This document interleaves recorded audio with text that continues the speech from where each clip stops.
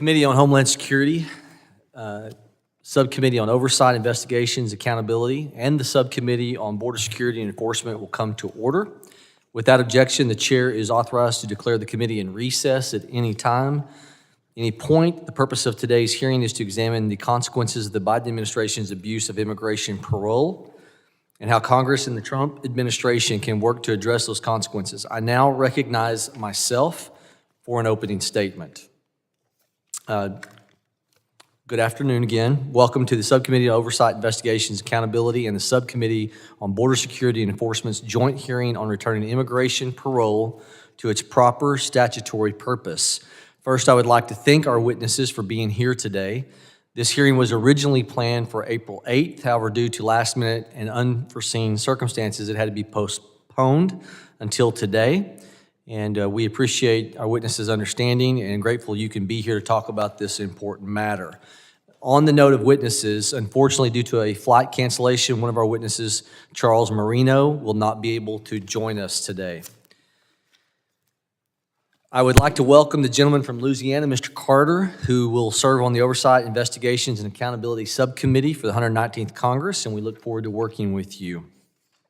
We are here today because Congress must find a legislative answer to prevent the future abuse of parole, whether that means changing the standard for parole, expediting removal of paroles, or eliminating parole access to welfare benefits. We must act so that another administration cannot repeat or even worse, expand what occurred during the Biden-Harris time period. From February 21 to February 2025, under the Biden-Harris administration, U.S. Customs and Border Protection encountered more than 11 million illegal aliens nationwide. According to our witnesses today, nearly 3 million individuals who had no legal reason to be in the United States were allowed through an unlawful mass parole program, were paroled into and by an overwhelmed Border Patrol. We don't know how many people actually entered through these various unlawful mass parole programs because the Biden-Harris administration refused to give us numbers and data, and that's even after former Chairman Green issued a subpoena for the data. Why are they hiding the numbers?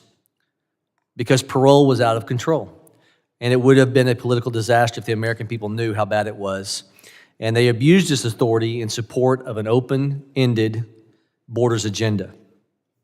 Congress created immigration parole to provide temporary entry into small numbers of aliens on a case-by-case basis. Started 60 years ago, and it was designed to be for a significant public benefit, this case-by-case temporary pause in normal processing, or a urgent humanitarian reason. Presidents and cabinet-level officers in the past have used it to enable essential witnesses to cross the border, testify at criminal hearings, or allow illegals with dire medical conditions to receive aid in American hospitals. One former senior ICE official has said that he paroled just 2 individuals in his entire career. No administration abused parole to such a degree and with such flagrant disregard for congressional limitation as compared to the Biden-Harris administration. While that administration, and then at the time Secretary Mayorkas, refused to provide Congress with clear information, their playbook was clear. The administration exceedingly expanded existing parole programs, such as the Cuban Family Reunification Program, to an amount that strained DHS screening and vetting capabilities. Second, the Biden-Harris administration reintroduced ineffective parole programs that the first Trump administration ended, like the Central American Minors Program. The Trump administration ended these because they served no purpose other than promoting greater illegal immigration and encouraging the exploitation of unaccompanied minors. Third, the Biden-Harris administration just invented new parole programs to release individuals from Afghanistan, Cuba, Nicaragua, Venezuela, Colombia, Haiti into the interior, slapping parole on an inadmissible aliens file. Releasing them into the interior doesn't magically make one less inadmissible. It just means you're not following the law as intended. The parole vetting was so inadequate that one DHS Inspector General report found that 3 Afghan parolees had derogatory information related to felonies in the United States, and at least one had an indication of terrorism-related activity. An additional Afghan national who received parole through Operation Allies Welcome was arrested in my home state, in Oklahoma City, for plotting an election day terrorist attack for ISIS. While Republican members of this committee and millions nationwide recognize the national security threat of providing parole to poorly vetted immigrants, the Biden-Harris administration surged, making it even easier for more individuals to apply for parole through a CB1 application.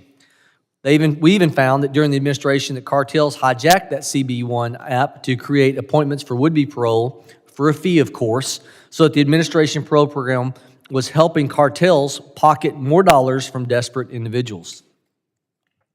The Biden-Harris administration also raised the legal requirement for granting parole, allowing entry to individuals if they could find a sponsor who could financially support them once within the United States. Even though the law requires parole to be granted only on a case-by-case basis for urgent humanitarian reasons or significant public benefit. By law, that is what it stated before it was upended. Even when an internal DHS report indicated that thousands of potential parole sponsors were filing out fraudulent applications and supporting their financial statements with illegal income, the Biden-Harris administration continued accepting applications after just a month-long process pause in their review of the program, and that did not last. If this wasn't bad enough, the DHS Inspector General published a report this month stating that during the Biden-Harris administration, DHS did not have a process to address parole expiration. Furthermore, DHS did not prioritize taking enforcement action for paroles who remained in the United States after their parole had expired, usually a 1-year or a 2-year time period. The report concluded that DHS had no assurances that paroles were lawfully present in the United States after their parole expired. When you apply these findings to the estimated millions of parolees let into the country during the Biden-Harris administration, it's very troubling that the administration flagrantly abused parole, and it has serious consequences that continues for the American people. While illegal immigration itself is a huge financial strain on the American taxpayer, parolees are especially expensive because they are eventually eligible for federal welfare benefits. One analysis found that beginning in January of 2026, that's 6 months away, the Biden-Harris parole calamity will cost about $3 billion a year in welfare benefits per 1 million parolees. $3 billion a year for just 1 million. And we know that we believe 3 million. So as the time period ticks on, we're looking at 9 billion, that's a state budget. That's an entire state budget. That's just the quantifiable cost. American citizens face serious national security and public safety costs and a lack of screening and vetting these parolees. The stories are becoming too many to count. Parolees have been charged and convicted of serious crimes, including terrorism, murder, rape, and sexual assault of children. Thankfully, the Trump administration has made it clear that inadmissible aliens hiding behind the fig leaf of parole can no longer hide under the protection of temporary parole and remain in the country. On March 21st of this year, President Trump announced his administration would revoke the parole status for 532,000. That includes the program for Cubans, Haitians, Nicaraguans, Venezuelans, more commonly known as the CHNV program. By returning parole to its proper purpose, the Trump administration can announce to the world and prospective immigrants that parole status cannot be gifted unlawfully and cheaply. More needs to be done. We're here today to determine how we can begin to undo these devastating impacts that illegal paroling did for untold numbers of inadmissible aliens into America, and what that impact will be on our states and local communities. We must protect the taxpayer. We must protect the American people. We must protect our sovereignty. We need to further limit and clarify executive parole authority to prevent future abuses. I now recognize Ranking Member for the Subcommittee for Oversight, Investigations, and Accountability, the gentleman from Michigan, Mr. Thanadar, for his opening statement. Thank you, Chairman, and good afternoon to all of you. First of all, I want to welcome the gentleman from Louisiana, Representative Carter. Thank you for joining the committee.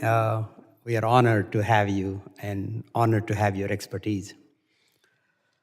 We're supposedly here today to examine the use of parole. Let's cut to the chase. President Trump has already ended all parole programs. Yet another cruel step in his immigration agenda. President Trump and Republicans are only interested in cruelty, chaos, and deflection. Republicans are really using this hearing to distract from the recent passage of their one big, ugly bill that is going to cut Medicaid and SNAP while increasing the national debt by trillions of dollars. Because Republicans don't want to face the future they created, where millions of Americans lose health care and food assistance, they prefer to live in the past and perpetuate false claims about President Biden's use of parole programs. Since Republicans seem to enjoy history so much, let's go back to 1956. That's when President Eisenhower first used parole to help 30,000 Hungarians come to the US after a failed revolt against communism.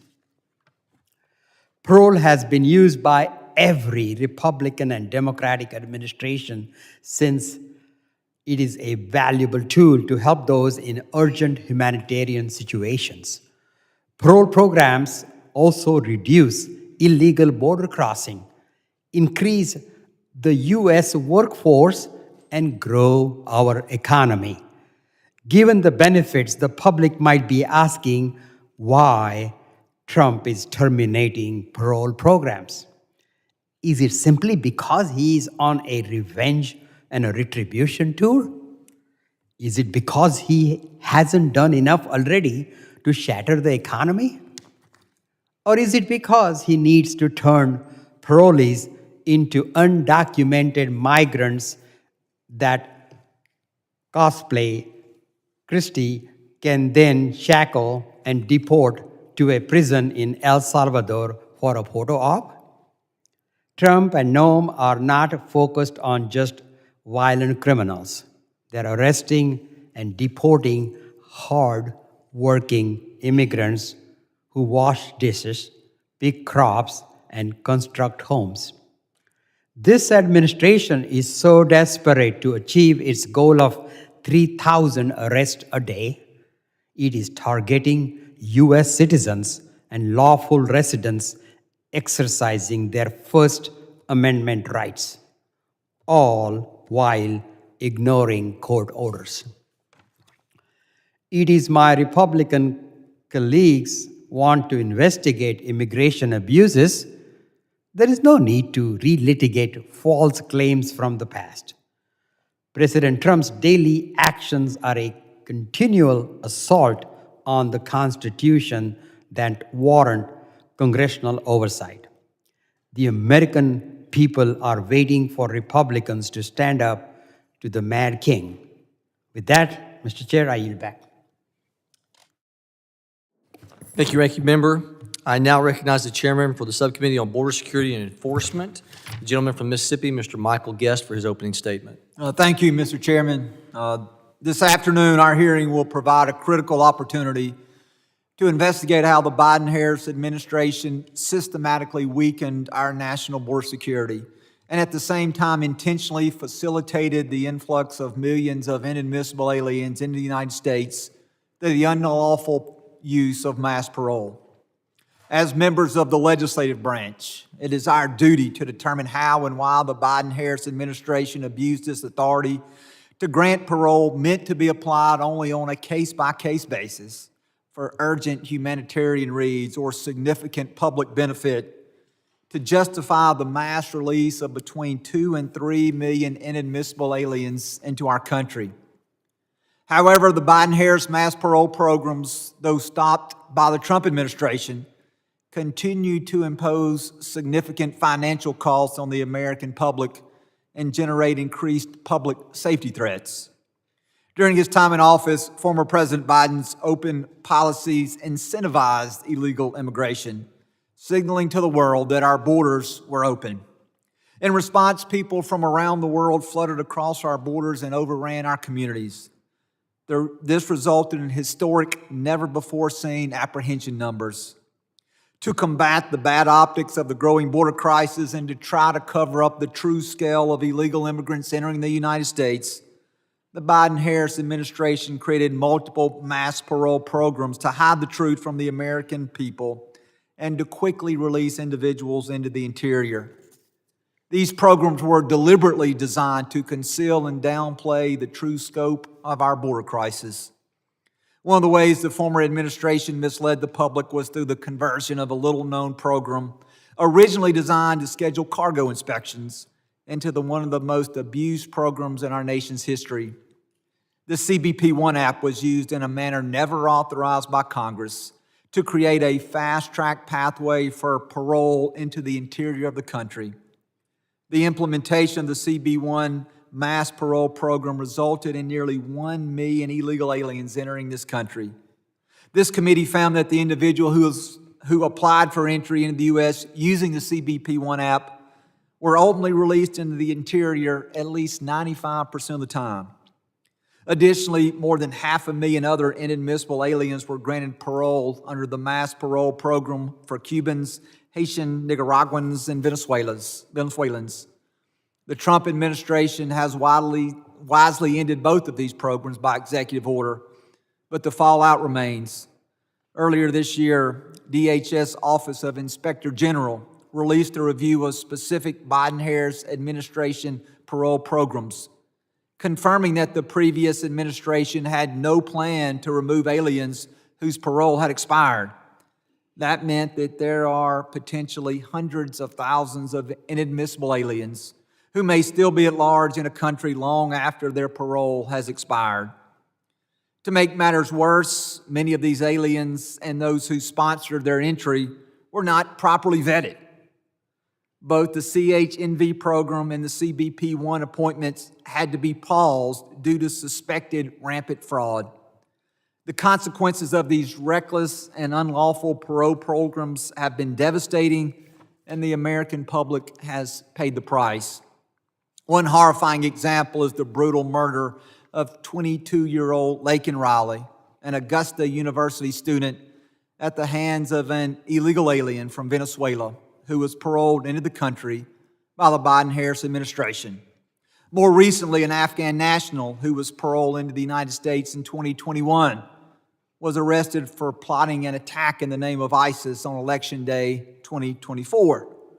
This arrest and Laken's tragic death should be a wake-up call to lawmakers that we must be serious about preventing future abuse of our immigration law. In closing, Congress has a responsibility to examine what steps should be taken to mitigate the ongoing financial and public safety threats enabled by the previous administration's abuse of parole. There is no scenario in which paroling millions of inadmissible aliens in the country is consistent with current law. We must never allow this to happen again. We must work together to ensure that future administrations can never again jeopardize our nation's safety and sovereignty. We must implement legislative solutions that will guarantee American security for generations to come. I look forward to hearing from our witnesses today, and with that, I yield back. Thank you, Chairman Guest. I now recognize a ranking member for the Subcommittee on Border Security and Enforcement, the gentleman from California, Mr. Lou Correa, for his opening statement. Thank you, Mr. Chairman. I want to thank our witnesses for being here today. Concur, words just said, need legislation to guarantee, to support American security, and American prosperity too. Gonna ask, what happened? What's going on, folks? President Trump got elected, said he was gonna deport criminals, those that have been in the country less than 2 years, and those with orders of deportation. Last I looked, 70% of the individuals being deported right now don't fit any of those categories. They're essentially hardworking individuals, many individuals that have been in this country 25, 30 years. My district, just a couple of weeks ago, man, been here 25 years, not a ticket to his name, not a traffic ticket, was apprehended by ICE. It's a gardener. 3 children, all serving in the U.S. Marine Corps. Let me repeat. Man held by ICE, 25 years in this country, not a ticket to his name, not a traffic ticket, apprehended. He has 3 children in the U.S. Marine Corps. Now, I don't know about you, but we make movies about people like that. We give people like that a tour of the White House. Patriots. He raised 3 patriots that were ready to make the ultimate sacrifice for this country. What do you say to those 3 Marines? Spirit the Corps, keep up the good attitude, everything's going to be okay tomorrow. A lot of people in that situation. I know the president understands that this policy is hurting this nation economically. Just a couple of weeks ago, he came out and said, I'm going to suspend the deportation of those that work at farms, those that work in hospitality industry. 2 days later, he said, I was just kidding, never mind, we're going to continue to sweep them up. You know, each one of us represents a different part of the country, a different state. I'll tell you a little bit about California, and I've said this before, so please excuse me for repeating myself. It's important to note, California, a big portion of our workforce is undocumented. As a state, we've done everything we can to document those workers, driver's licenses, other things that we need to do. As a result, today, California is the 4th largest economy in the world. And if we deregulate a little bit, we could be number 3 in the world. Number 1 nationally on agriculture. 50 to 70% of those workers are undocumented. And we feed a lot of parts of this country and the rest of the world. We're also number 1 in manufacturing in Southern California. It's not Pittsburgh, it's not Michigan, it's Southern California. Manufacturing sector of the United States, center of manufacturing in the U.S. Guess what? A lot of those workers are what? Undocumented. I thought we were supposed to do some nearshoring to bring back a lot of those jobs from other parts of the world. That's what we were supposed to be doing. Let's talk about venture capital. Guess what state and union has about 60 to 70% of the venture capital today? California. Talk about high tech, Silicon Valley. A lot of those workers are, guess what?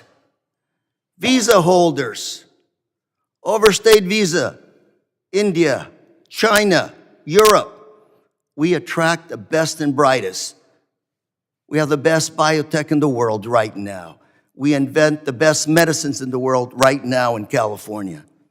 As a result of that, folks, we pay $100 billion more in taxes to the federal government than we get back. I hear statements, burden. Well, no. We are a net donor to the federal government. And now the federal government is going to tell us how to run the economy of the state of California. Is that what I'm hearing today? Stop for a minute and I'll talk about undocumented. Let's talk about American citizens. I live in Orange County, not LA, Orange County. We have the National Guard downtown. Okay? Almost had the Marines there. Sheriff Barnes, who's been in this committee testifying, okay, has told me, I didn't call for backup. Local police, I didn't call for backup. Why are they here? They're messing things up, work that we've done for public safety for the last 30 years. And when they leave, we got a mess to fix. We didn't call for them. Go downtown Santa Ana right now where I live. It's peaceful. Why is the National Guard there? American citizens right now American citizens afraid of going out on the streets. Parents telling their kids, take your birth certificate. Take a passport. Are you kidding me? Is this America or is this a communist country? American citizens. Just 2 weeks ago, female attorney, American-born citizen, walking down the park. There was a raid going on. Turned around, they took her into, arrested her. Never been so frightened in her life. She said, masked man grabbed me, put me in a van with no windows, took me in a holding cell that I had no idea where I was going. A few hours later, she was let go. Why? Was she profiled? Thought you weren't supposed to be doing that. Okay? Home Depot. Heard another story. An off-duty police officer walking into Home Depot. They were about to grab him. He turned around and said, back off. I got a concealed weapon. Can you imagine what we almost had? Almost had a shootout there because you have masked individuals, and I have no idea who they are. I have no idea what training they have, about to grab somebody without even a warning. These are our streets in the United States of America. What are we coming to? You know, the other day, President Trump was meeting with President Bukele, said, quote, the president, homegrowns are next. You got to build about 5 more of these places. This place is not big enough. So we're sending American citizens now to foreign prisons? Forget about green card holders. I'll tell you, I've told them, do not leave the country. You will not be let in. What are we coming to, folks? What is going on? California is the 4th largest economy in the world.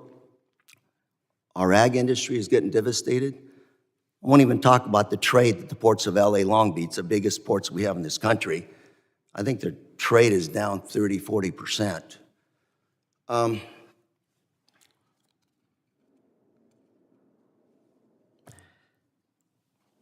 This hearing is about parole, but I think the bigger issue is of our immigration policy.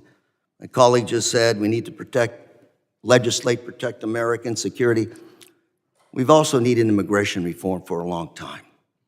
And it's not only California. I've got some articles here talking about the Wisconsin dairy farmers. 70% of the workforce is undocumented. So you get rid of those workers, and I guess our milk will be less expensive, I would imagine, if you can get it at all.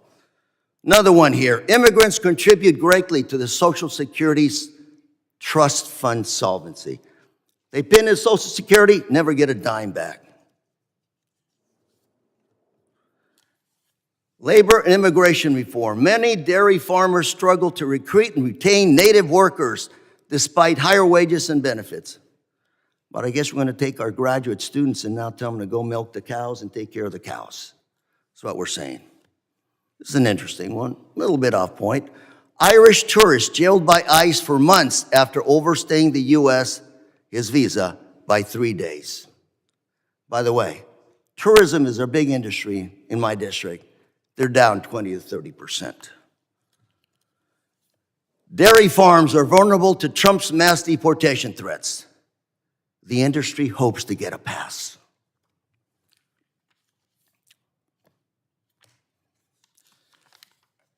All you have to do is read the newspapers every day.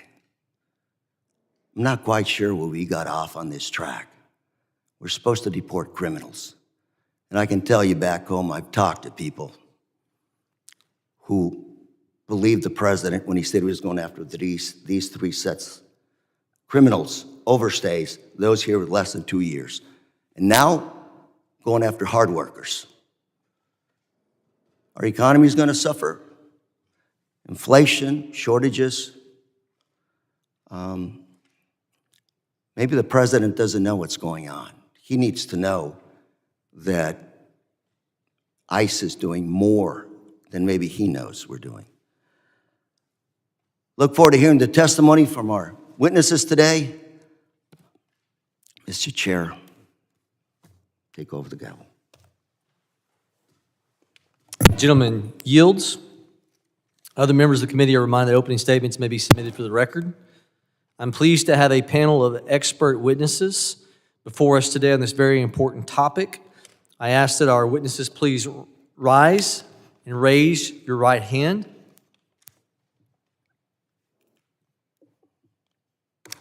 Do you solemnly swear that the testimony you will give before the Committee on Homeland Security of the United States of the House of Representatives will be the truth, the whole truth, and nothing but the truth, so help you God? Let the record reflect that the witnesses have answered in the affirmative. Thank you. I would now like to formally introduce our witnesses. Mr. Ken Cuccinelli is a senior fellow at the Center for Renewing America. Dr. Stephen Camarata is the Director of Research at the Center for Immigration Studies. Dr. David Beer is the Director of Immigration Studies at the Cato Institute. I thank the witnesses for being here today. I now recognize Mr. Ken Cuccinelli for 5 minutes of his opening statement. Thank you, Mr. Chairman and ranking members and members of the committee. I will try not to repeat some of the data some of you have already talked about. I would go straight to the statute that provides legal authority for the granting of parole. There's only one statute. It's INA Section 212D5A. And particularly, it says the Secretary of Homeland Security may, in his discretion, parole into the United States temporarily under such conditions as he may prescribe, only on a case-by-case basis for urgent humanitarian reasons or significant public benefit. 4 conditions. 4 conditions. This is a change in 1996 in the Illegal Immigration Reform and Immigrant Responsibility Act, which was passed on an overwhelmingly bipartisan basis on a voice vote in the Senate, and by approximately a 10-to-1 margin in the House. This was the first time the case-by-case requirement was included in the parole statute. So the example of President Eisenhower from 1956 was executed under the 1952 version of the parole statute, which did not include the case-by-case language. Congress intentionally narrowed the parole authority in 1996 to require decisions on parole to be on a case-by-case basis, only on a case-by-case basis, to quote the statute. That is the most significant change in this statute in the 1996 amendments, and again, it passed on an overwhelmingly bipartisan basis. Despite that rather obvious limitation, the Biden administration created a series of new immigration admission arrangements without congressional approval, essentially making its own law, using the parole authority, sometimes explicitly and sometimes implicitly. The 2 words were used together in some of these statements already made today: parole programs. Well, parole program is an oxymoron. Parole is intended to be exercised on a case-by-case basis. You said so as an institution almost 30 years ago. The restrictions added to the parole authority in 1996 have never been fully litigated. Such a case was in process at the transition from the Biden administration to the Trump administration, but the case was withdrawn by the Trump administration and the district court ruling was vacated and dismissed. So we'll have our discussion here today, but there is not a high court ruling to point to interpreting the application of the case-by-case language. Normally, basic statutory interpretation, You go to the plain language of the statute unless it's in some way unclear. Well, only on a case-by-case basis strikes me as extremely clear. But if Congress truly wants case-by-case to be applied one case at a time, then clearly even more explicit restrictions should be put in place. My suggestion would be to pick a number low enough that any competent Secretary of Homeland Security would want to be particular with each parole slot. I would suggest something around 3,000 a year. At that level, there would be no point in setting up so-called, but misnamed, programmatic parole arrangements, as they would reach annual limits so fast they wouldn't be useful for those purposes. America is reaping the financial and security costs of former President Biden's unprecedented and illegal importation of millions of illegal aliens. 2.5 to 3 million, it depends how you'd like to count them, using the parole power. And we will literally be paying those prices for decades to come. I know parole reform, as noted, I think it was by Congressman Correa, that parole reform is just but one of the immigration tasks you have before you and that require Congress attention if it's ever to be set on a proper long-term footing. But I'm happy to join you today and address this subject and answer any questions that you may have. Thank you, Mr. Cuccinelli. That was excellent. You hit your time mark. You're seasoned in this. Appreciate that. I want to now recognize Dr. Camerata for 5 minutes for his opening statement. Thank you, Mr. Chairman and members of the subcommittee, for having me here today. I'm Steve Camerata, Director of Research at the Center for Immigration Studies. As many of you pointed out, the Immigration and Nationality Act gives the Secretary of Homeland Security discretion to grant parole on a case-by-case basis for a limited number of people for a limited time to individual aliens for urgent humanitarian reasons or because that would create a significant benefit. It's not a program to be used en masse, and yet published data indicates that the Biden administration released nearly 2.9 million people into the United States using parole. It's very hard to see how parole granted on this scale could have been done on a case-by-case basis. Now, my testimony will focus specifically on the fiscal implications of this. Prior research is very clear that educational attainment at arrival is a key determinant of immigrants' fiscal impact because it not only determines what types of jobs they'll do, but also their likely income and their tax payments and use of social services. Census Bureau data indicates that 1 out of every 4 recent immigrants from the top parolee-sending countries lack a high school diploma, compared to just 6% for the U.S.-born.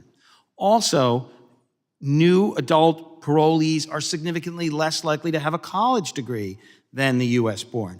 As a result, the average wages of newly arrived immigrant men from these top parole-sending countries is only 44% that of U.S.-born men. Further, half of households headed by new immigrants from the top parolee countries access at least one welfare program. That's nearly twice the rate of the U.S.-born. Now, the budget reconciliation legislation that just passed states that parolees will no longer be, quote-unquote, qualified aliens after 1 year of residence. Qualified aliens have to live in the United States for 5 years to be directly eligible for many welfare programs. But my analysis of Census Bureau data showing high welfare use is confined to parolee countries who have lived in the United States for less than 5 years. So the designation of qualified alien is not the reason for the heavy use of welfare programs. So the removal of that designation isn't going to make much difference. The reason so many parolees use means-tested programs is first, many are poor and have low income. Second, they can receive benefits on behalf of U.S.-born children. Third, all low-income residents of the United States can access some programs regardless of legal status. And finally, some states give benefits to otherwise ineligible aliens. In addition to traditional welfare, 40% of households headed by recent immigrants, again from the top parolee-sending countries, are poor enough to receive cash payments from the Earned Income Tax Credit. Parolees have work authorization and Social Security numbers, for the most part, so they can get the EITC. Again, the big, beautiful bill doesn't change any of this. Now, to be sure, immigrants from top parolee-sending countries with work authorization most certainly do pay some taxes. However, on average, parolee-headed households have only 47% of the federal tax liability of U.S.-born households. Now, having said this, the low average tax payment or high use of welfare by parolees should not be seen as some kind of moral failing on their part. Instead, the fiscal drain they create simply reflects the realities of the modern American job market, our progressive system of taxation, coupled with an extensive social safety net. It should also be pointed out that immigrant men from the main parolee-sending countries have relatively high rates of work. But that does not preclude use of welfare in any way, nor does it mean their average tax contributions will be large. Now, to be sure, by working and consuming in the United States, parolees do make the U.S. economy bigger. But it is a common mistake to confuse this with their tax contributions. Almost all of the increased economic activity they create goes to the parolees themselves in the form of wages, as it should, since they're the ones doing the work. In conclusion, the decision by the prior administration to grant parole on a massive scale will have significant negative fiscal impact for years to come, given all we know about the educational attainment of parolees. Thank you. Thank you, Dr. Camarada. I now recognize Mr. Beer for 5 minutes for his opening statement. Chairman, ranking members, and distinguished members of the subcommittee, thank you for the opportunity to testify. For nearly half a century, the Cato Institute has produced original research showing that people, whatever their ancestry, background, or birthplace, benefit the United States. Sadly, the U.S. immigration system is outdated, approving just 3% of immigrants seeking legal permanent residence last year. This fact has made temporary statuses like parole even more important as a way for legal entry. Since 1952, when Congress created the parole category, administrations have invoked this authority at least 126 times. Millions have entered legally as parolees and have contributed greatly to our country for decades. The parole processes created under the last administration were no different. The Congressional Budget Office estimates indicate that recent parolees will lower U.S. debt by more than $500 billion over the course of a decade. The current administration admits these recent parole processes were lawful and case by case, and that they reduced illegal immigration, but it terminated them anyway. Tore up promises to 1.5 million legal immigrants, stripping them of status with no warning. This chaos typifies the administration's mass deportation policy, which consists of 3 basic pillars. 1, strip people of legal status and U.S. citizenship. 2, arrest based on convenience and profiling, not threats. And 3, deport without due process. First pillar, parolees, temporary protected status holders, thousands of international students, and even some green card holders who haven't committed any crimes are having their status stripped away. They are even attempting to take away U.S. citizenship from many U.S.-born babies and threatening to do the same to many naturalized citizens. In some cases, they are taking away people's status explicitly to retaliate against their free speech. Millions losing their status isn't fixing illegal immigration, but that's not their goal. Their goal is to increase targets for deportation, paid for by us, the taxpayer. Second pillar, target based on convenience, not threat. ICE isn't prioritizing the worst of the worst. Parolees were and are continuously vetted. They aren't threats, they're just convenient targets. That's why ICE is rounding up those who are complying with the asylum process, attending court hearings, and not committing any crimes. 2/3 of those detained by ICE this year have no criminal conviction. None. Just 7% have a violent conviction. ICE agents themselves are sounding the alarm. Quantity over quality, said one agent, deprioritizing the real threats. Indeed, the White House has explicitly ordered them to stop focusing on serious criminals and conduct indiscriminate, random roundups at bus stops, parking lots, at Home Depot, and even churches. ICE is arresting over 10 times as many non-criminals on the streets as even under the first Trump administration in 2017. But you can't see someone's legal status, so this means blatant illegal profiling in violation of the Fourth Amendment. As one court has already found, they are detaining U.S. citizens for street interrogations and then wrongfully arresting them if they refuse to talk. Third pillar, after detaining without reasonable basis, they're deporting without due process.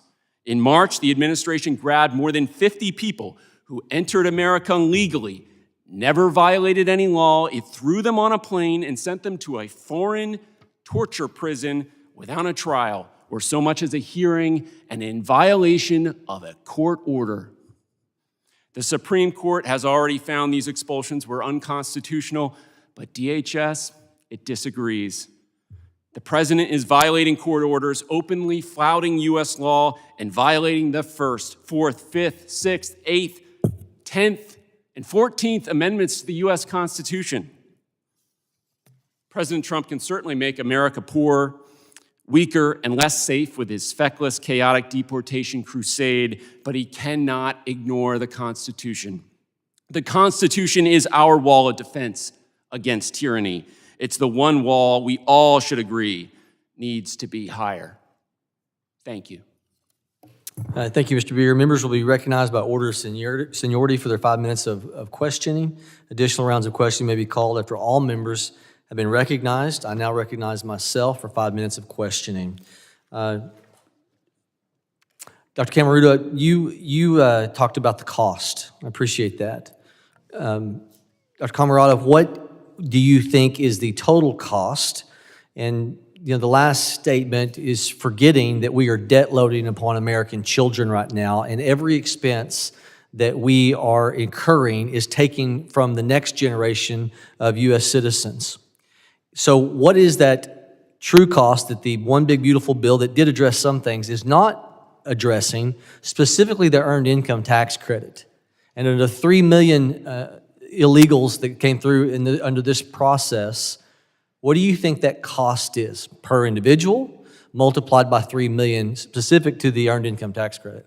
Yeah, so it has to run into the few billions. About 40%, based on the calculations the Census Bureau has done, of recent arrivals from those countries are eligible, have income low enough. And we would assume, since they have work authorization and have valid Social Security numbers, they can get that.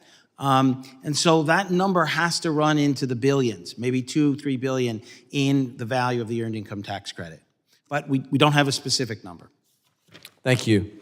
Dr. Cuccinelli, you have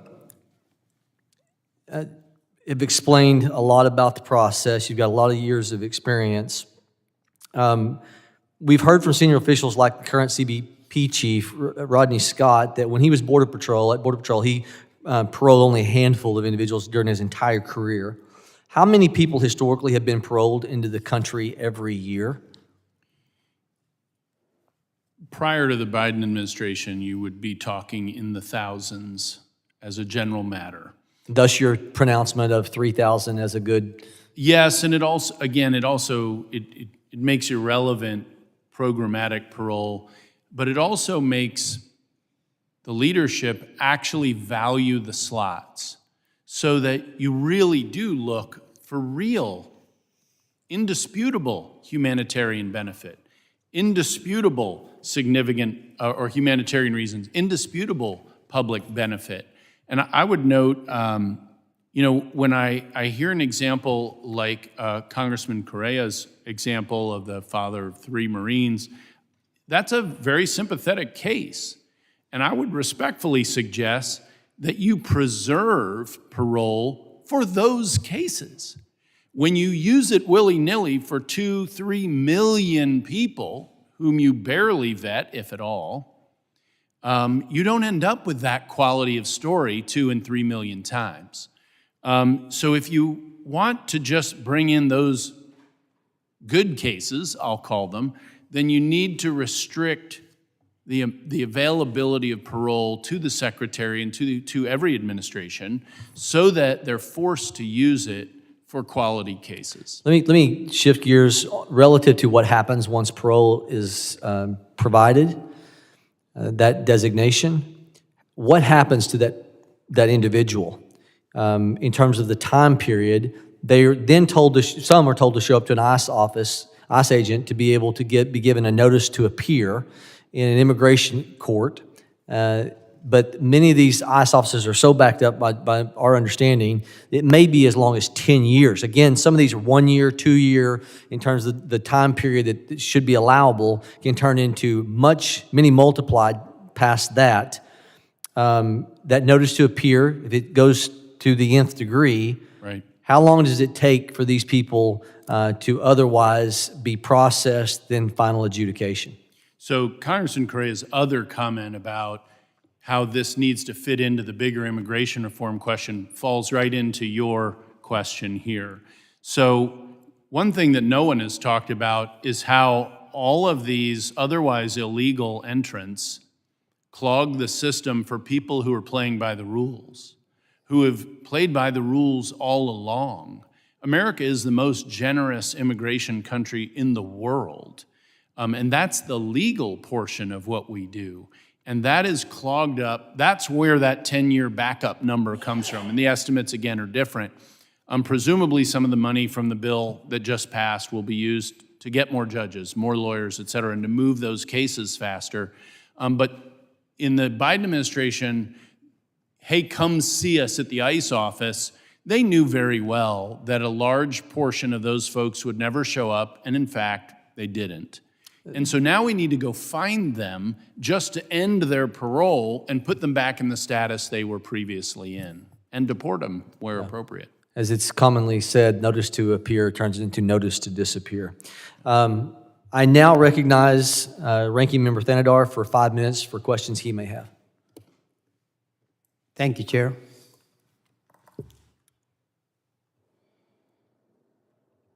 We have a video.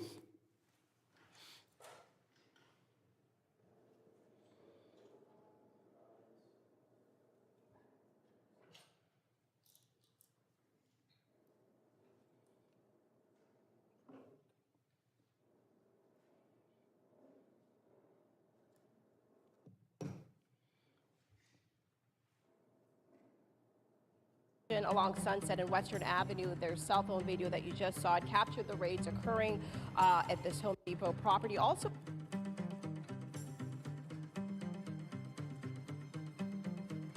hands behind your back. Hands behind your back. If you don't my hands, go ahead, put them behind my back. Smashing the rear window of this white pickup truck, and just moments later. Yo, hey, he's bleeding, bro. He's bleeding from his head. Look.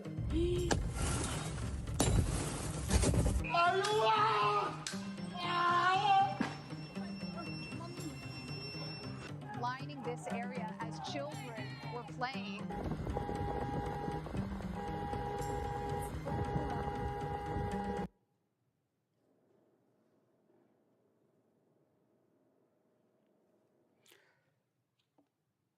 Looks like ICE is out of control. The video we just watched is shocking. Armed and masked men with guns are roaming American streets, chasing down, tackling, and arresting people. We've seen federal officers raid Home Depot parking lots, swarm the fields where our crops are being harvested, and march across MacArthur Park in Los Angeles like a hostile military through a battlefield. Mr. Beer, based on your research and expertise, who do ICE and other federal officers appear to be targeting? And on what basis are they targeting people? Well, it's obvious that they're engaged in illegal profiling. We know from reports that White House Deputy Chief Stephen Miller ordered that they stop developing target lists of criminals and to go out to the streets and just start arresting people. Tom Homan, again, White House czar on immigration, says they're doing profiling. They're going out. They're saying, you're a day laborer. We're going to detain you, even in absence of any reason to believe that you are in violation of any law. Mr. Beer, Donald Trump claimed that he wanted to deport the worst of the worst criminals.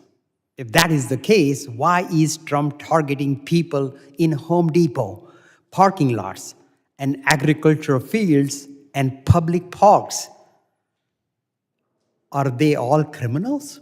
There aren't enough criminal immigrants in the United States for him to fill his deportation quotas and get his millions of deportations that he promised people. And so what they are doing is they're going out and into the streets and profiling people. If you look at where all of the increase in arrests has come from, it's come from non-criminals on the streets. That means outside of a prison or a jail, they're going out and they're profiling people and they're arresting them. And that is resulting in all of the arrests that we're seeing in the conflict and chaos in the streets. Thank you, Mr. Beer.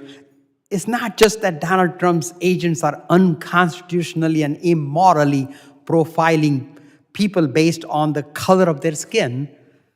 It's also that no one really knows whether they are encountering a federal officer or a thug. We have seen videos over and over again showing supposed federal officers with their faces covered by masks, scarves, and fabric. Mr. Beer, does it concern you that masked officers are patrolling communities, refusing to identify themselves and arresting people on the street? Does this make our country safer? Absolutely not. It makes the situation less safe for both the officer and the person that they're interacting with in the public because they don't know, the person in the public doesn't know whether they're an officer or not. They could be a criminal, they could be another person, and that leads to more conflict. I have a long list of cases around the country of people who posed as ICE officers to commit crimes just this year, just in the last year. This is happening. And so there are good reasons for people to be careful when someone shows up with a mask and says, do what I tell you to do. Thank you, Mr. Beer. Thank you for your testimony. And Mr. Chair, I yield back. Gentleman yields. I now recognize Representative Guest for his 5 minutes question. Thank you, Mr. Chairman. Mr. Cuccinelli, you mentioned in both your opening statement and your written testimony the applicable law that must be applied by DHS, by the Secretary, when parole is considered. The IRA, passed with overwhelming bipartisan support, 1996, signed into law by then President Bill Clinton, a Democrat. Again, easily passed the House, easily passed the Senate. And as I look at that law, it seems to me to set forth both the process and the standard. The process being that it must be applied on a case-by-case basis. Is there any part of the IRA that allows the law to be applied in a situation of mass parole? Can the Secretary just decide, I'm not going to follow the case by case, I'm just going to set forth these categories of people, and if you fall into this broad category of individuals, then I'm automatically going to assume that the process portion of that has been met? No is the answer. And it's clearly no, correct? It's not even close. There's no ambiguity as to what the statute says. This is the only statute that contains any aspect of the parole authority. There aren't multiple statutes to look at, as we sometimes see in the immigration space. This is it. And so the first part it says forth is the process, and then the standard says it must be on the basis of urgent humanitarian reasons or significant public benefit. Are there any more standards that the Secretary can choose to apply? No. So you mentioned there, and some of the questioning by Chairman Brucream, you mentioned somewhat in your written statement too, that historically, prior to Joe Biden and Kamala Harris and Secretary Mayorkas coming into office and abusing this parole system, that historically, on an annual basis, the number of individuals who were granted parole were in the low thousands. Is that what I heard from you, Mr. Cuccinelli? You did. There have been exceptions, but they tend to reach back before 1996.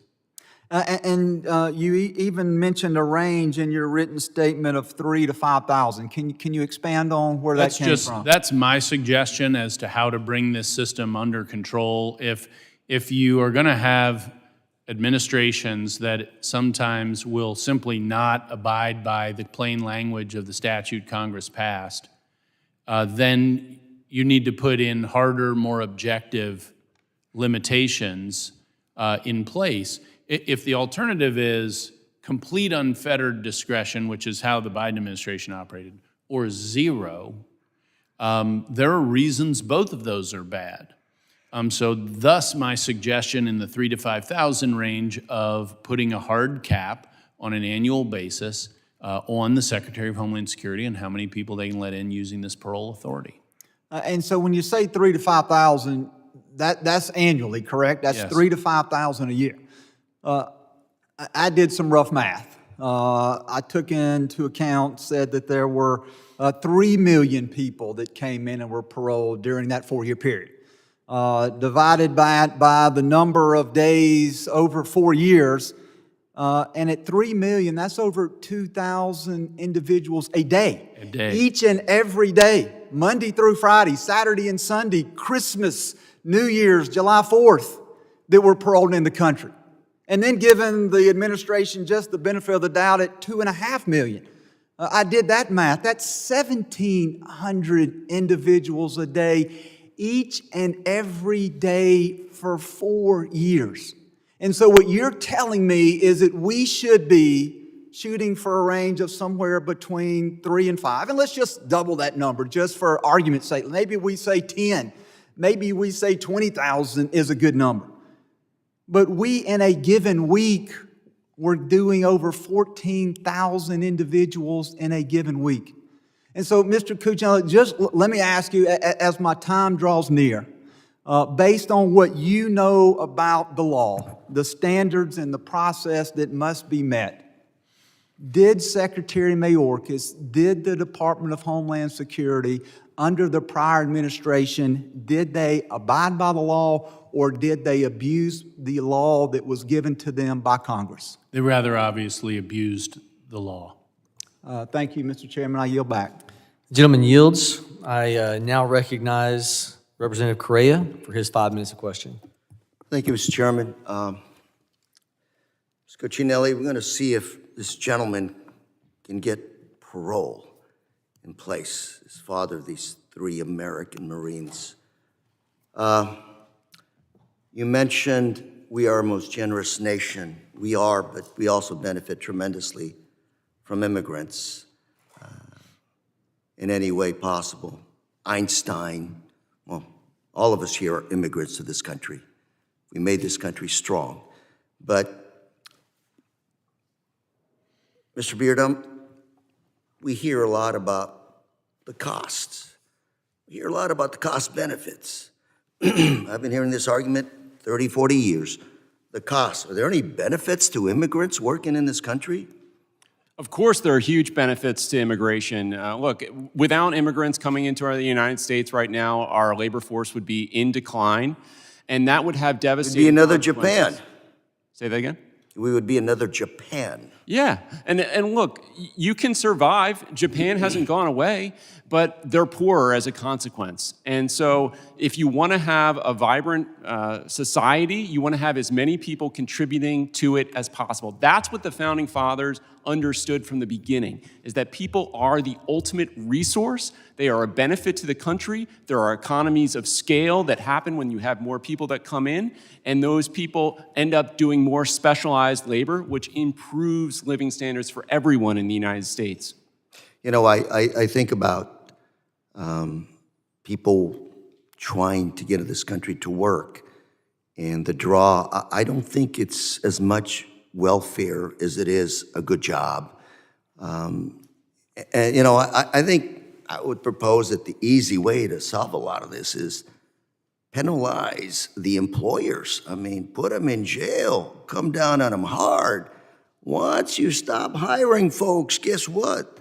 That job magnet goes away, right? I mean, you know, the last 2 or 3 years, you had people from Central America walking across the border, but it would take them $8,000 to $10,000 paying somebody to get them to the border, maybe across. So my proposition is, it's the jobs. This is why people come. This is why my grandfather came to build the railroads in 1900. It was a job.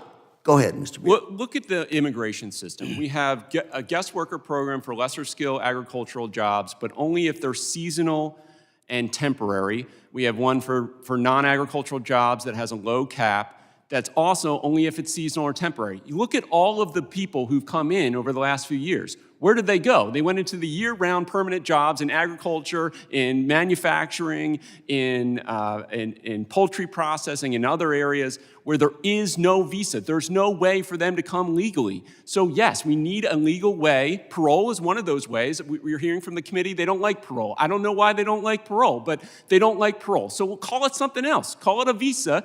Let them apply at a consulate. Let them come in legally. Let them contribute to this country. They don't need welfare, as you said, so let them contribute. I don't get it. What's the problem? We can solve this with a legal path. I'm happy to work with my colleagues across the aisle to look at this cost benefit.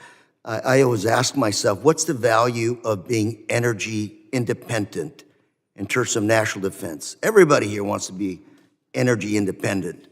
What's the value of being food independent on an international basis?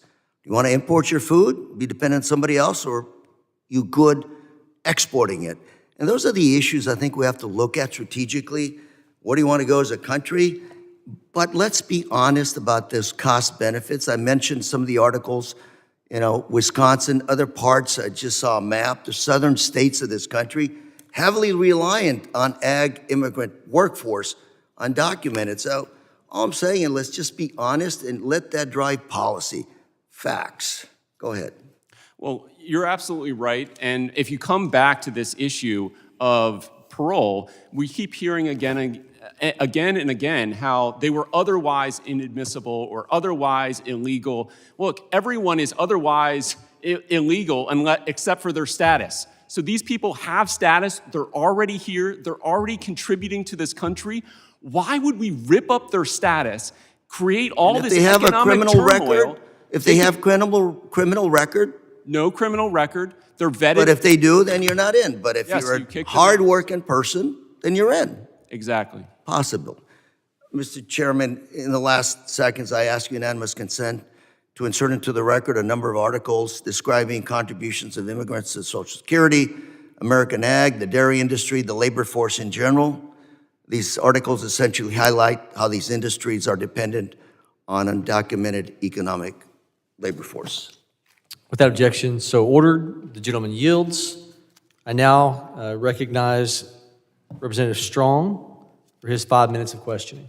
Thank you, Mr. Chairman. I want to first thank our witnesses for being here today for their contributions to this critical discussion.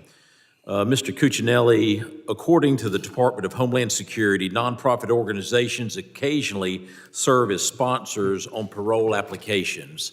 How frequently do nonprofit organizations serve in this role, and what are the implications of their involvement? I don't have exact numbers, but it is very common. They also do it, it isn't a one-off. So you have organizations that are being sponsors for large numbers of people.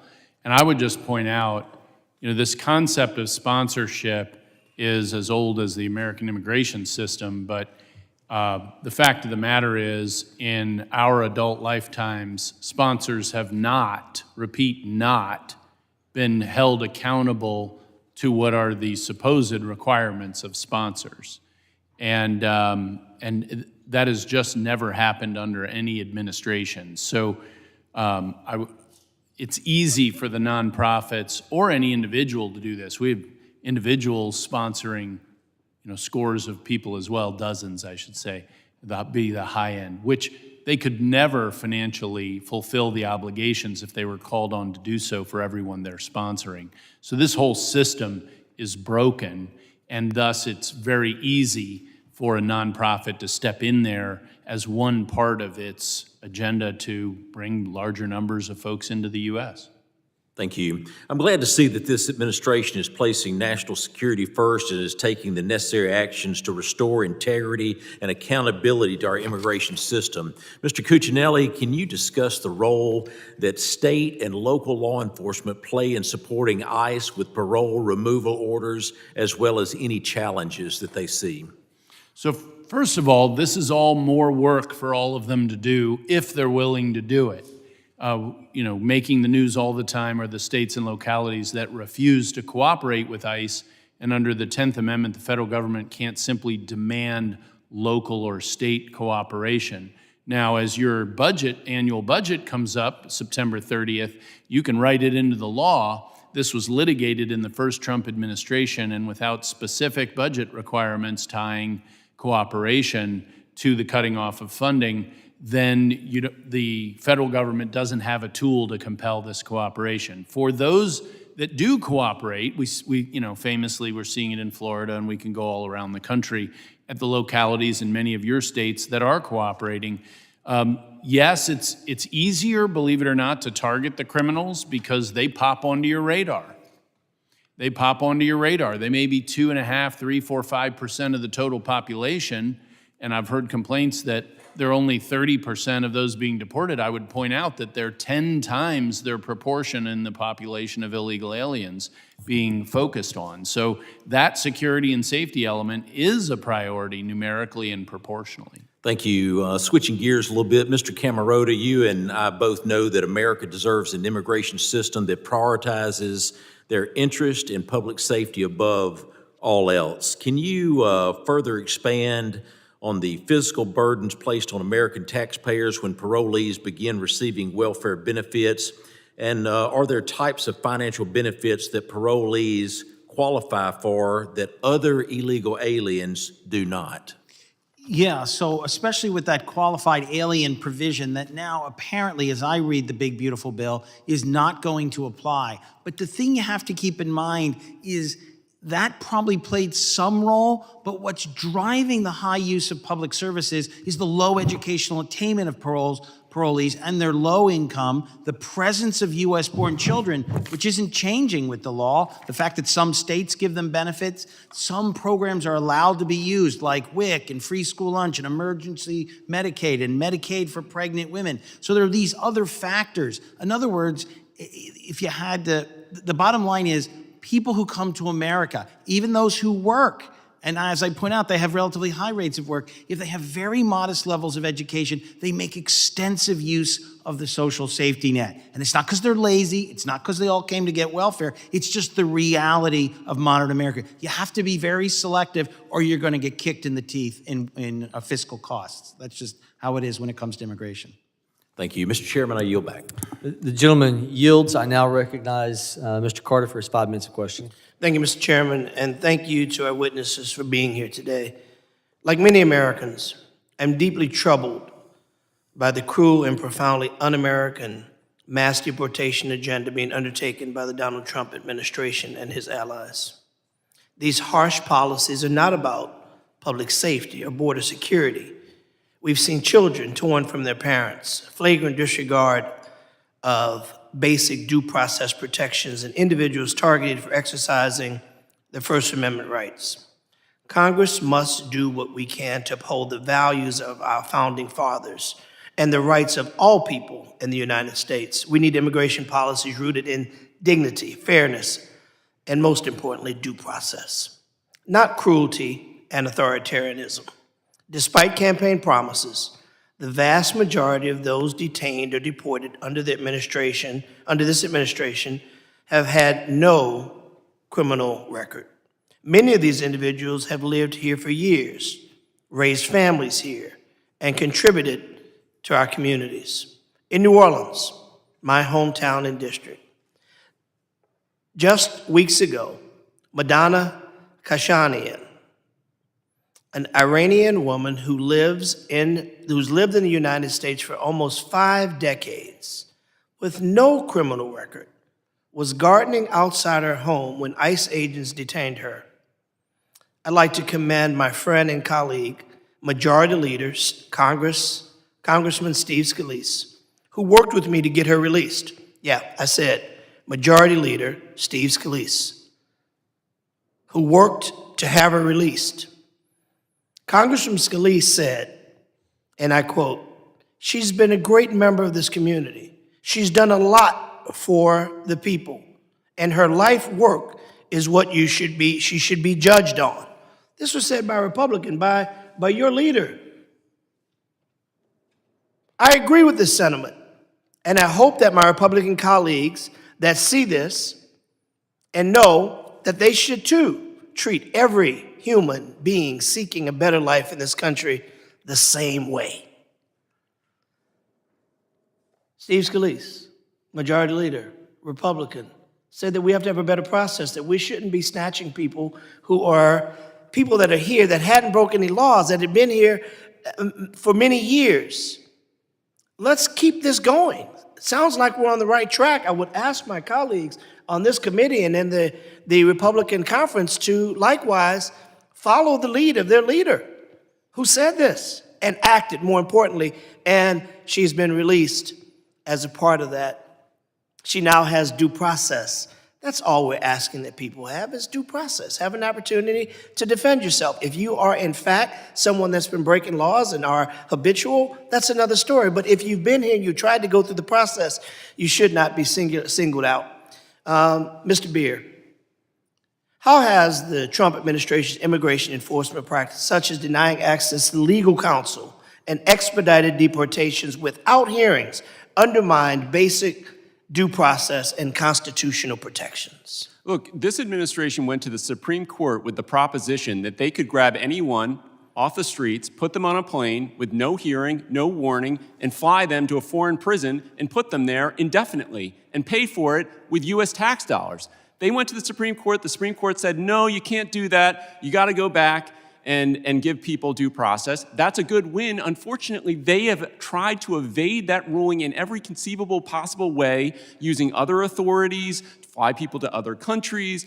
We have a constitution for a reason.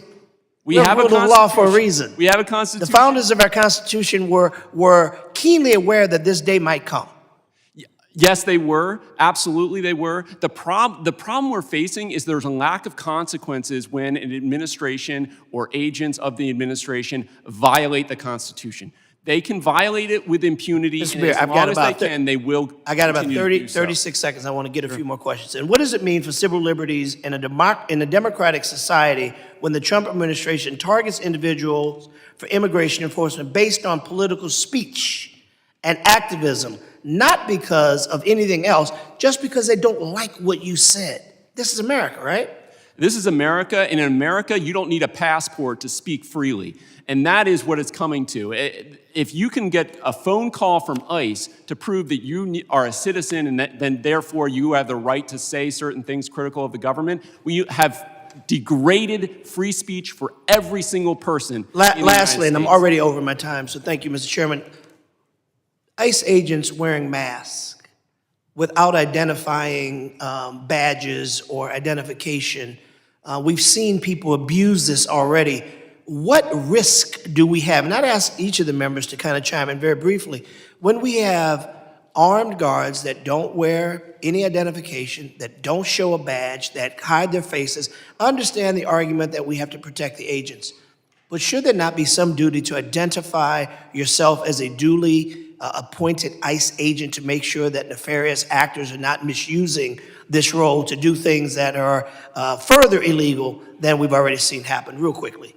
Yeah, we've already seen, as I said before, a huge number of cases around the country where people have impersonated ICE agents using masks, and it's a real problem in the country. I assume they're doing it because they have a fear that that they could be targeted. Certainly, there are violent groups that have targeted ICE, and that's So presumably. why don't all police officers do that? I don't know that they're Because being they're not being targeted. targeted. Yeah, there's Oh, not. you don't think police officers are being targeted? I beg to By differ. violence? When was the last time a congressman We see police died? officers, we see police officers being targeted on the street of America every single day. Gentlemen's They don't cover their time has faces because they expired. understand they have to protect and serve. My time is you. When they- Thank you, sir. Your when- time is up too. when they are Your time is up personally- too, sir. Too Your bad. time, sir, Watch your this. time is When up. they're- when they Reclaiming are my time. threatened, they- Reclaiming Your my time is up, Reclaiming my time. When they're threatened, you have they no should time, protect sir. themselves. It's Sir, irresponsible you have not no to protect time. your own You office. are not going to overspeak me, sir. When you're Well, asking you're doing questions- it to me, so well, I'll you're do not it a to member you. of Congress. God bless Gentlemen, if you America. both suspend. Chair now recognizes Representative Crane for his 5 minutes of questioning. Mr. Cuccinelli, would you like to finish your thoughts? Your Since it's first my time. responsibility leading a law enforcement agency is the protection of your agents. That's first, because if you can't do, it's like the first rule of first aid. You have to take care of yourself before you can take care of the person next to you. We all get that instruction on the plane flight every day, right? And that applies at an agency level as well. I cannot remember a time in my adult lifetime where one specific law enforcement agency was so personally targeted as ICE agents are being targeted today, including by members of this body. By members of this body who are willing to put at risk law enforcement officers that work for the federal government they are part of. And so, they have body cams. The people who go out on each, I'll call it a mission, are identified, meaning you can go back and figure out what agents were on that when they misbehave. I am not going to sit here and say police officers in any department never misbehave. They do. They're human beings and they make mistakes. And they do things wrong intentionally sometimes. I'm not going to say ICE agents do that. That didn't happen while I was a deputy secretary. And if you're not willing to protect your own agents, whether it's the Capitol Police or whether it's ICE, then you have no business sending them out on the street. That's immoral. Thank you. I'm going to move on to Dr. Camarota. On January 16th, 2025, the Center for Immigration Studies posted the Beyond the Border podcast, episode 187, titled Why Legal Immigration Numbers Matter. You and my colleague, Representative Chip Roy, provided a detailed assessment of how U.S. Census Bureau data shows that President Trump handed Joe Biden a border that was under control. In fact, the data shows that international migrant crossings were at a 20-year low in Trump's final year in office. Joe Biden changed course in 2022 and increased the number of international immigrants to an all-time high. My question is this: would you agree the Biden admin failed to utilize their authority to detect, repel, detain, and deport illegal immigrants, and without the use of illegal parole, the U.S. Census data wouldn't have detected an increase? Right, so in that data, just during the Biden administration, the foreign-born, that's all immigrants, grew by over 8 million, and more than 5 million, or about 2/3 of that increase in the data, and it misses people, is new illegal immigrants. And yes, the decision not to detain people, not to use expedited removal, to end the Remain in Mexico policy, to end the cooperation agreements we had with the Central American countries, and so on, caused a surge in illegal immigration. Most experts think illegal immigration, at least there was people coming and going in big numbers all the time, but it was roughly stable in the previous decade. But under President Biden, it grew 5 or 6 million. Now remember, some people went home, some got legalized, and that's a pretty conservative estimate. Would you agree Democrats benefited from paroling illegal immigrants through increased population counted in the census and added seats for congressional representation?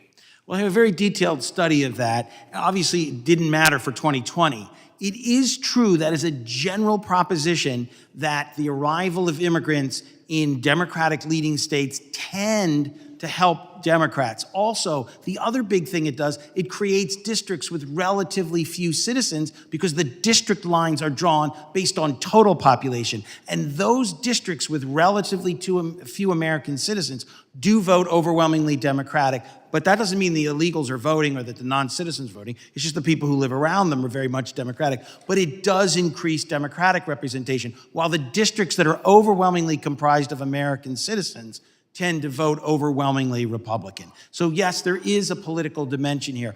I'm not going to comment on the Democrats' motives, but that does happen. Thank you. Mr. Cuccinelli, according to the Department of Homeland Security, until Joe Biden parole was rarely used, between 2014 and 2020, parole was used sparingly to admit between 11,000 and 54,000 immigrants each year. DHS data shows that Biden admin unlawfully expanded 2 parole programs that brought over 1 million illegals into the country under the auspice of legal process. The Cuban, Haiti, Nicaragua, and Venezuela, or CHNV parole system, ballooned illegal parole numbers in conjunction with the use of the CBP-1 app. Between the 2 programs, an estimated 531,000 and 936,000 illegals were paroled into the U.S. just by registering for an asylum hearing. Additionally, DOJ data states that between 2021 and 2024, the number of absentee removal orders increased from under 50,000 prior to Biden to well over 200,000 under the Biden mass parole program, meaning that the parolees weren't returning to their hearings, just vanishing into the U.S. My question, do you believe former DHS Secretary Mayorkas was derelict in the oversight of DHS for agencies' unlawful use of the parole process? Well, I would use the word derelict if this was unintentional. And then the answer would be yes. Thank you. I yield back. Gentleman yields. Mr. Chairman, I'd like to enter to the record, I'd like to ask unanimous consent to enter into... Representative Carter, if we may, just trying to make sure I'm balancing everyone's time, and I gave you an extra minute. I'm trying to be careful. I just want to introduce this to the record. I have no comment. Ms. Johnson, would you yield? I'm about to recognize you. Would you yield to give him that opportunity to do so? I think I have to yield my time. Just to enter into the record? I shouldn't take away from her minutes. I'll be a moment. I'll Thank you, allow Mr. it. Chairman. I'd like to ask unanimous consent to enter a legal opinion from jail that found Mr. Cuccinelli did not lawfully serve in his position as Deputy Secretary of Homeland Security, as he stated. Thank you. Without objection, so ordered. Ms. Johnson, you're now recognized for your 5 minutes. Thank you, Mr. Chairman. I want to respond to a couple of the comments. The gentleman that was implying that illegal immigration benefited Democratic states is the most ridiculous thing I've ever heard of. I live in Texas. I don't think anyone can state that there's a state out there that has more immigrants in it than the state of Texas, and it's very Republican. It's very red, and I also resent the hell out of the comment. I'm a duly elected member of Congress by citizens of my district, and to imply that Democrats are not elected by citizens of this country is outrageous and offensive, and you should be ashamed of yourself. Next, Mr. Chairman, recipients of humanitarian parole programs, they don't want to leave their countries. They're here because they are fleeing harm and persecution. And we are the United States of America. We're supposed to be a beacon of refuge, a place that says, give me your poor, your tired, your huddled masses. We're here. But we're neglecting these very words by virtue of this committee hearing and what's happening in this Congress. In May, the administration announced the termination of temporary protected status for our Afghan allies, the brave Afghans who put their lives on the line to support our U.S. troops. You give all this sanctimony about protecting our lines of enforcers of ICE, but what about the troops? What about the people who put their lives on the line in foreign countries and we had to solicit assistance from brave people in this country who risked their lives to make sure that our troops were safe and that our mission could be handled?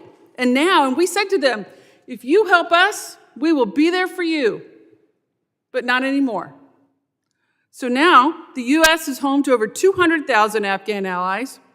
President of the nonprofit Afghan evac and military vet Sean Van Dever said, we made a promise to our Afghan allies, and fulfilling that promise is not just a policy. It's about integrity, it's about honor, and honoring the commitment. Thousands of troops are rallying behind our Afghan allies, because they know that countless American lives there were saved because of them and their bravery. They bled and died for our country, and how are we repaying them? By sending them back with a death sentence. I find that to be morally outrageous. It is wrong. What is happening? What is happening? All you who've served bravely in our military, who love to parade pomp and circumstance about the role and honor of our U.S. military, and here we have citizens of another country who will be killed and executed because they helped our men and women who bravely serve. That is not the America that we all know we should be. And I think to the other point, you're complaining about ICE and masks. I think it's wrong that ICE agents are masking themselves, hiding themselves, not properly identifying themselves. And the question is not, do you not support the men who serve in law enforcement in this country, because we all do? But maybe you should be questioning the mission. Why is there so much pushback? Why is there so much outrage of how they're handling their mission?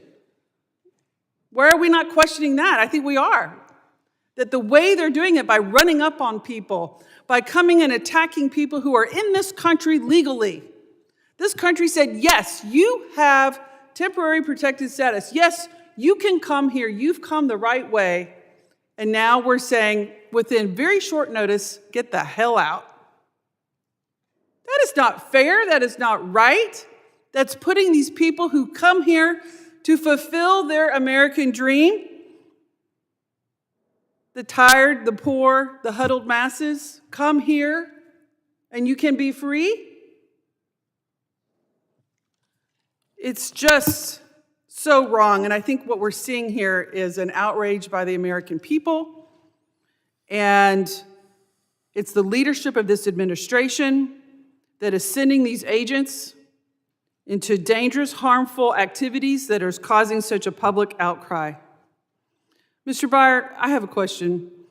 Can you please explain the consequences for the lives of these Afghans and what's going to happen to them when America breaks its promise to them and sends them back to be executed in Afghanistan for helping the United States of America? Yeah, so about 70,000 Afghans were paroled into the United States. They came legally during the evacuation. I guess the opposition to that would be that we should have left them all there to be killed. I prefer that we did what we did. Some bad actors were part of that group. We identified those people, and that's appropriate. That's what vetting should do. But the vast majority of the people that we evacuated were people that we should be protecting, and we should allow them to stay here permanently with a permanent status. We shouldn't have a temporary protected status. We should allow them to stay permanently, and there's legislation to do that. Right, because the next... gentlelady's time has expired. I now recognize Representative Knott for his 5 minutes of questioning. Thank you, Mr. Chairman. You know, one of the great frustrations here is the conflation of legal immigration and illegal immigration. And the Democratic Party has made a habit of painting it with one swoop. Republicans are against all immigrants, and that could not be further from the truth. And as someone who worked over the last decade prosecuting illegal immigrant criminals, I can tell you I have zero problems with them wearing masks. We have organized crime, we have violent crime, we have international criminal operations that are here in this country, the likes of which few citizens can conceive of. And they perform counter surveillance, they are sophisticated, they're ruthless, and the level of violence that they operate in is a level that most Americans cannot conceive of. So I find it offensive that we are calling out our officers for protecting themselves. No, I will not. No, I will not. And this idea that we can bring as many people into this country from anywhere in the world, no matter where they come from, no matter what they believe, no matter what culture they hail from, without consequence, and truly that it will only benefit this country is just laughable. It's just laughable. We have 40 million illegal immigrants in this country. And we just have to ask ourselves, to Ms. Johnson, how many of the world's poor can we bring in here in addition to the legal immigrants? Before the American economy, before Americans are harmed. We can't even take care of our own poor, And the thought that we could bring in millions and millions of illegals and it not have a detrimental effect in our country, I find it offensive. How many millions of low-skilled, illiterate individuals should we bring into the United States while our own children fall behind, while our own children are lagging in schools? Dozens of countries from around the world sanction extreme persecution for religious or political differences. Should we bring millions of those people into the United States? In many countries, you can be executed because you are a Christian, because you are a homosexual, because you disagree on a political matter. Should we bring 10, 20, 30, 50 million of those people into the country? This whole premise is absolutely outrageous, and the American people know that unchecked immigration on an illegal basis will bring this country to its knees. So conflating the two, illegal immigration, open borders, unchecked migration, mass migration into this country is only harmful. We could not be more robust in our favor for legal immigration. It is illegal immigration that we should be fighting against. The Democrats have not shifted 1 centimeter since November. They only advocate for open borders and unchecked illegal immigration, and I find it astounding. Now, Mr. Cuccinelli, there was a lengthy discussion earlier that said that the ICE officers who are bravely trying to eradicate some of these criminals and get them out of the country are only operating on the basis of race. Again, I've worked with them. I think that is a grotesque overstatement, but I'll let you respond to it. So when I was the deputy secretary and overseeing ICE, any operation, they didn't just wake up one day and say, who are we going to get today? Investigation, research, and preparation goes into every field operation that you see and don't see. Right. People are not winging it. They're prepared, they're professionals. They do this for a variety of reasons. One, to preserve the safety of everyone going out, including the people they're going to encounter, by the way. You bring enough force to maintain the peace so that no one is tempted to be violent. That's part of the preparation, as you well know. They execute on that plan, and all the allegations here about, oh, they're just after this or that on that one sole thing, they just hitting people at Home Depot, that is just the biggest pile of horse manure I've heard in a long time. Gentlemen, yield. Nope.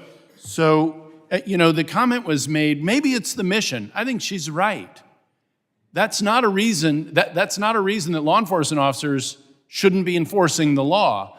You're Congress. If you don't like their mission, change the law. They are executing the law properly, and the whole question of masks, the fact that people in the federal government don't approve of ICE agents protecting themselves under situations, and let's be really clear here. They're not threatening ICE agents. They're threatening their families. American citizens being arrested. 10 Their seconds. families are being threatened. And I will say, just in closing, Mr. Chairman, that there were roughly almost 3 million people granted temporary protective status. If each one of those people were given an hour, that's 330 years of government time to vet those people. I think it's laughable to assume that those people were properly vetted before they were brought into this country. I yield back. Gentleman's time has expired and he yields. Mr. Chair.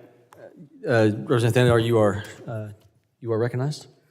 Mr. Chair, I would like to ask for unanimous consent to enter a statement for the record from the AFL-CIO that speaks to immigrants being vital members of the workforce.